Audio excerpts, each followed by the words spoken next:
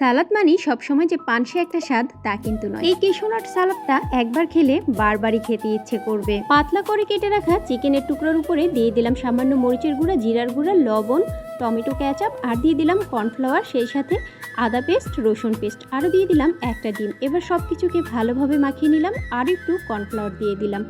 তো এরপরে আমি সরাসরি তেলের উপরে এই চিকেনের টুকরোগুলোকে ছেড়ে দিব। উল্টে পাল্টে লাল লাল করে আমি এগুলোকে ভেজে তুলে একটা সাইডে রেখে দিব।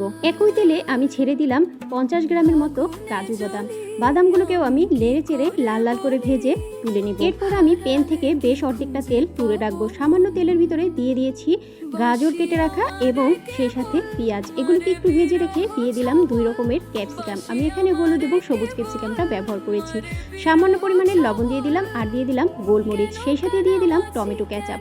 এবারে ভালো করে সব কিছুকে একটু মিলিয়ে নিয়েছি। এরপরে দিয়ে দিলাম হাফ চামচের মতো লাল মরিচের গুঁড়ো। তো সব কিছু ভাজা হয়ে গেলে এখানে আমি একটা টমেটো দিয়ে দিয়েছি, আরও দিয়ে দিলাম ভেজে রাখা কাজু বাদাম, সেই সাথে চিকেন, আরও দিয়ে দিলাম একটা শসা, আরও দিয়ে দিলাম এখানে আমি সাদা তিল। তো সব কিছু খুব ভালোভাবে মিলিয়ে নিলেই কিন্তু আমার এই কেশোনাট সালাদটা একদমই রেডি।